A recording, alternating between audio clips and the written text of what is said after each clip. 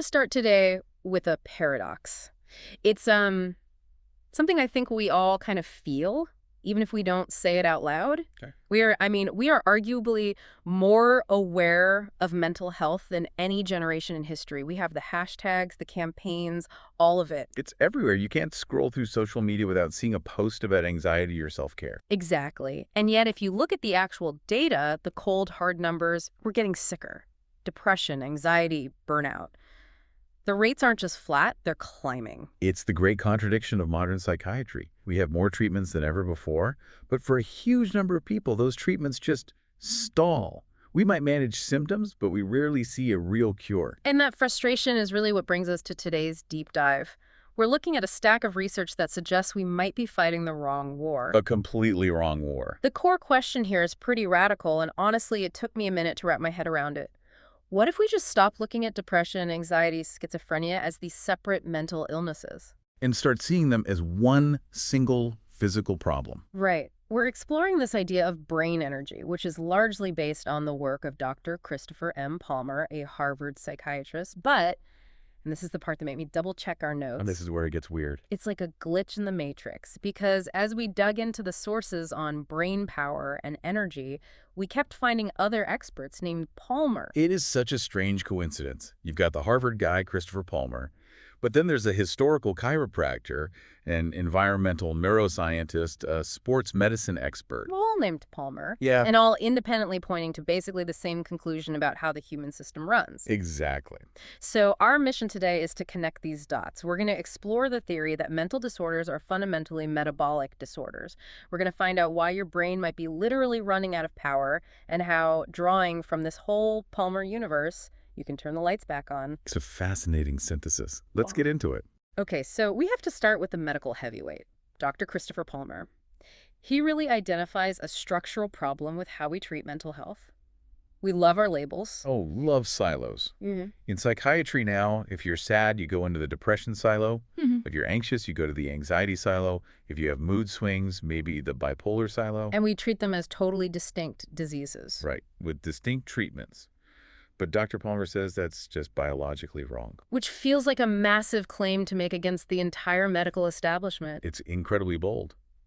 But he argues that if you look under the hood, at the cellular level, these aren't separate things. Yeah. His whole thesis is that mental illness is simply metabolic dysfunction in brain cells. Okay, pause there. Metabolic dysfunction. When I hear metabolism, I just think about, my high school gym teacher telling me to speed it up to lose weight. Or digestion. Right. Why are we applying that word to the brain? Because your brain is the most expensive piece of machinery you own. Think about the energy budget. Your brain is only, 2% of your body weight? It's tiny. Tiny, yeah. But it consumes roughly 20% of your body's entire energy supply. It's an absolute energy hog. So metabolism isn't just burning calories, it's how your cells take fuel food, oxygen, and turn it into function. And if that process breaks down in the brain? You don't just get tired, you get a crisis. And that crisis looks like psychiatric symptoms. So when the brain doesn't have the energy to regulate itself, it just starts misfiring. That's the idea. And that misfiring could show up as anxiety or hallucinations or a depressive crash. It all depends on where in the brain the power outage is happening. This actually connects a dot for me. The sources mention this comorbidity connection. I've always noticed that people with severe mental health issues often seem to have physical health issues too. It's one of the strongest arguments for the theory. The data is undeniable. People with severe mental illness are at a much, much higher risk for things like obesity, type 2 diabetes, and cardiovascular disease. But isn't the standard explanation just, well, they're depressed so they don't eat well, or maybe it's a side effect of the meds? And those are factors, sure. But Dr. Palmer says they aren't the root cause. He's saying they share a biological origin. The same metabolic failure that's happening in your pancreas and causing diabetes Is happening in your brain causing depression. Exactly. Yes. It's the same fire burning in two different houses. That is, wow, that is a heavy concept. It basically means mental illness is actually a systemic, body-wide problem. Which is scary, but also kind of empowering. Because if it's a metabolic problem, we have tools for that. We know how to treat metabolism. Okay, let's get into the mechanics then. If the engine is sputtering, what part is actually broken? The sources all point to the mitochondria. And I haven't thought about mitochondria since, 10th grade biology? The powerhouse of the cell. It's etched into my brain. It's the only thing I remember. It is. But that definition is actually part of the problem. It's way too simple. In your brain, mitochondria are so much more than just power plants. They're more like traffic There's some controllers. traffic controllers, so they Yeah. direct things. They direct everything. They regulate your neurotransmitters. Serotonin, dopamine, GABA, all the chemicals that dictate your mood and focus. Mitochondria manage that whole production line. Wow. They also modulate hormones like cortisol and estrogen. And, this is crucial, they control inflammation. So if my mitochondria are dysfunctional, if they're tired or damaged, they just stop directing traffic. Precisely. They can't produce enough energy. They can't synthesize serotonin correctly. They can't keep inflammation in check. The brain has to prioritize, survival, keeping your heart beating over luxury functions like mood regulation. So that chemical imbalance we've been hearing about for 30 years, the low serotonin thing, that's not the cause? It's likely a downstream effect, a symptom of the energy failure. Right. We've been trying to top up the fluids without fixing the engine that manages them. That totally reframes how you look at medication. It does. And Dr. Palmer suggests that even when antidepressants do work, it might be because they're indirectly affecting mitochondrial metabolism. But the issue is, a lot of those meds come with metabolic side effects, like weight gain, that can damage the mitochondria even more in the long run. Which would explain that stalling effect we talked about at the start. Okay, so we have a broken engine. What breaks it? Is it just bad luck? Genetics? It's a mix, but a massive factor the sources bring up is stress and trauma. And I think this is really validating for a lot of people who are told their depression is just biological and has nothing to do with what they've been through. Right, the whole it's all in your head versus it's in your life debate. This really bridges that gap. We know that adverse childhood events, or ACs, are linked to all sorts of poor health outcomes later in life. But for a long time, we didn't really know the mechanism. Like, how does a traumatic event when you're 7 years old cause schizophrenia when you're 40? I'm guessing it has something to do with stress hormones, cortisol. It does. Cortisol interacts directly with mitochondrial receptors. It basically signals a state of emergency. We are under attack. Ramp up energy for fight or flight. Which is great if you're, running from a tiger. Exactly. But if that signal never turns off because of chronic stress or unresolved trauma, it just burns out the machinery. It damages the mitochondria. And the sources mention this thing called leakage, which is biologically fascinating but also terrified me a little. Leakage. That does not sound good. It's not. When mitochondria get damaged, they can actually leak their own DNA out into the cell. Your immune system sees that DNA where it shouldn't be and thinks it's an invader. So it attacks itself. It attacks itself. Yeah. And that causes massive inflammation. And inflammation in the brain feels like what? Brain fog, sluggishness, depression. This is the biological link. It shows how psychological stress causes physical brain dysfunction. It's a loop. Stress damages the energy system fails, the brain gets inflamed, and you feel even worse. Okay, I'm with you on the problem. We've got a metabolic crisis in the brain, so how do we fix it? The sources point to a solution that, I have to be honest, I usually associate with gym bros and Instagram influencers. I know where you're going. The ketogenic diet. We are talking about keto. And I have to be the skeptic here. Are we really saying the solution to schizophrenia is bacon and butter? Because that sounds, I don't know, a little reductive. It does sound like a fad, and we absolutely have to rebrand this in our minds for this discussion. Move away from keto as a weight loss hack and think of it as keto as medical therapy. Because it does have a medical history, right? It wasn't invented for weight loss. Not at all. It's been used for over a century to treat epilepsy. And that's the key connection. Many of our big psychiatric medications, Depakote, Lamictal, they actually started out as anti-seizure drugs. Oh, wow. So if the diet stops seizures and the drugs that stop seizures are also used for mood stabilization, then maybe the diet can stabilize mood. And the mechanism is metabolic. When you go into ketosis, you shift your brain's main fuel source from glucose sugar to ketones. why does the brain like ketones better? Well, they're a cleaner burning fuel. They produce fewer inflammatory byproducts, less exhaust, to go back to the engine analogy. But maybe more importantly, ketosis increases GABA. GABA is the calming neurotransmitter. Exactly. It quiets down overactive neural circuits. Plus, ketosis promotes something called mitophagy. Mitophagy. Think of it as like the Pac-Man of your cell. It's the process where the cell cleans out the dead and dysfunctional mitochondria to make room for new healthy ones. It's literally taking out the trash and renovating the power plant. We have to talk about Tom, Yeah. the case study in the source material. Honestly, it's the thing that made this all feel real for me. Tom's story is the proof of concept. Yeah. He had schizoaffective disorder. This wasn't just feeling down. He had been hallucinating for over a decade, hearing voices every day, paranoid delusions. And the system had tried everything with him, right? They threw the book at him. He had failed 17 different medications. 17. Can you imagine that roller coaster of hope and failure? And the side effects must have been brutal. Oh, yeah. He was 340 pounds, heavily sedated, and just written off. He was living with his father, unable to function, just existing. So what changed? He started a medical ketogenic therapy under Dr. Palmer, initially just to help with the weight. But within weeks, something else started to shift. Of voices. The hallucinations started to fade. His mood improved. He described it as waking up. And over time, yeah, he lost 150 pounds. But the headline isn't the weight loss, it's that he went into full remission. Remission, that's a word we use for cancer, not for mental illness. Exactly. He went back to work. He moved out on his own. He got his life back. That's the difference between this and just management. It's not magic, it's energy.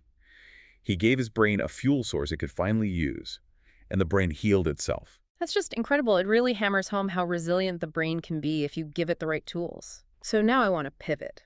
We promised a Palmer universe, and we have to deliver.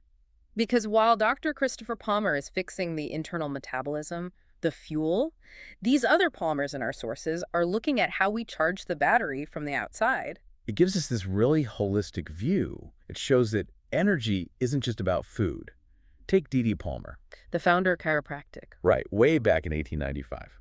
Now, to be clear, chiropractic has a controversial history, and we should view old anecdotal claims with a lot of skepticism. But his core concept wasn't just about cracking backs. It was about flow. He thought misalignment blocked the body's energy. Essentially, he believed that if your structure was aligned, the nervous system could transmit signals energy without interference. There's that famous story of the deaf janitor. I've heard this one. Palmer adjusts his spine, and suddenly he can hear again.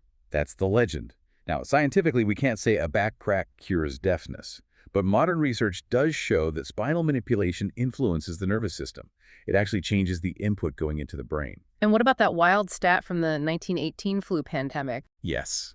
Historical records suggest that patients who were getting chiropractic care during the Spanish flu had significantly lower death rates, like 0.25% versus much higher rates for everyone else. Again, historical data, so take it with a grain of salt. A huge grain of salt.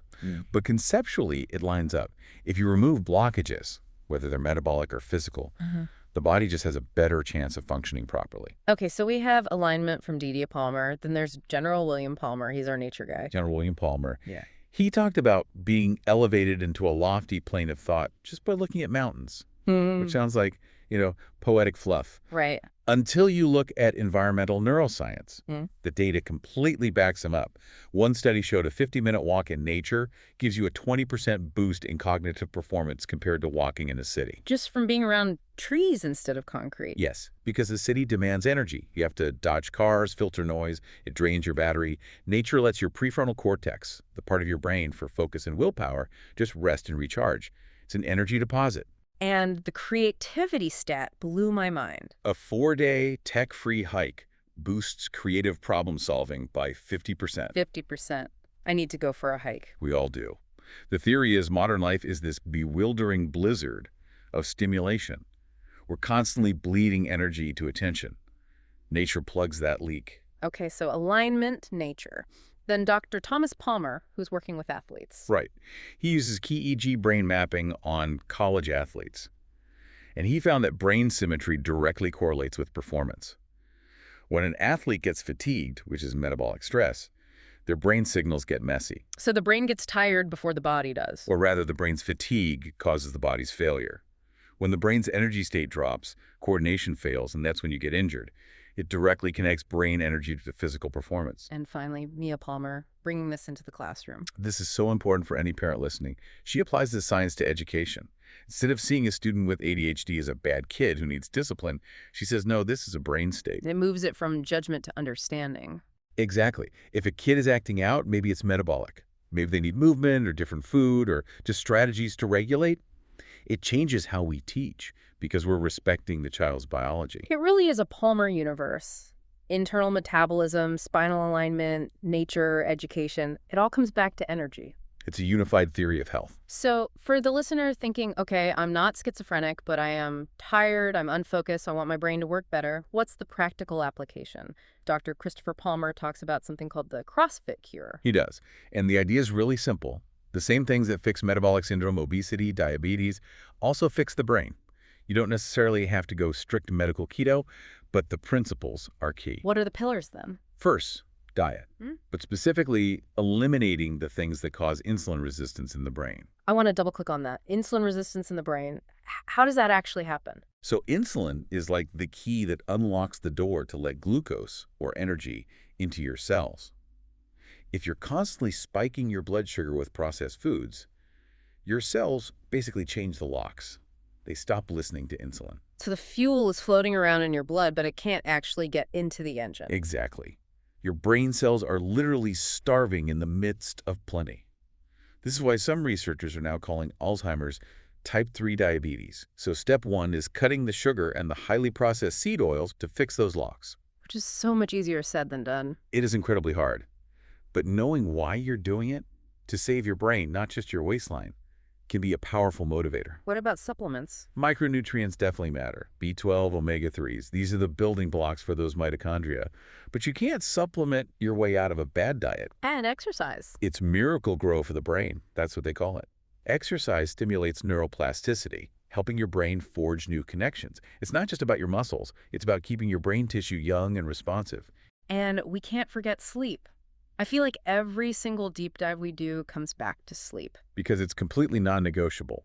Sleep is when your glymphatic system turns on. The glymphatic system, that sounds like something out of sci-fi. It's basically a plumbing system in your brain that washes away all the toxic metabolic junk that builds up during the day. If you don't sleep, you don't take out the trash, the brain just stays toxic and inflamed.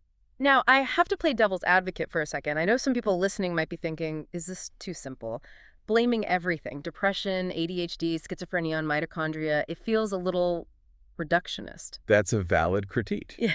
It's known as the single factor critique. Yeah. But Dr. Palmer argues that it's not a single factor, it's a unifying framework. What's the difference? He's not saying mitochondria are the only thing that matters. He's saying they're the intersection. Genetics, your environment, trauma, diet, these are all different inputs, but they all funnel down to one final common pathway: cell metabolism. If the cell can't get energy, the brain can't function. Period. So it connects the dots instead of erasing them. Exactly.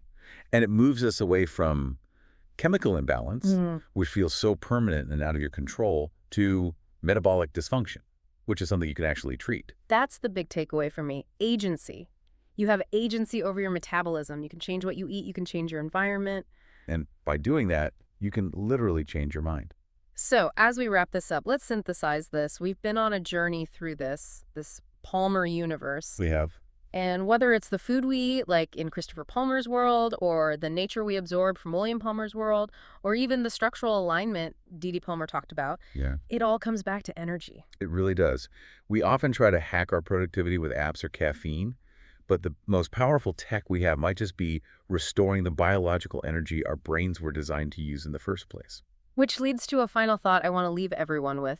We live in this age of neurotechnology. We're learning to read brain waves, maybe even implant chips one day with things like Neuralink. It raises huge ethical questions about identity and privacy. Right. But maybe, just maybe, before we start plugging computers into our heads to make us smarter, we should try plugging our heads back into our body's natural power grid. The best upgrade might not be made of silicon. No, it might just be a ketone and a walk in the woods. I couldn't agree more. So the next time you sit down for a meal or step outside, don't just think of it as calories or cardio. Think of it as a direct deposit into your brain's energy bank. You are literally fueling your mind. Take care of your mitochondria. Thanks for diving in with us. We'll see you next time.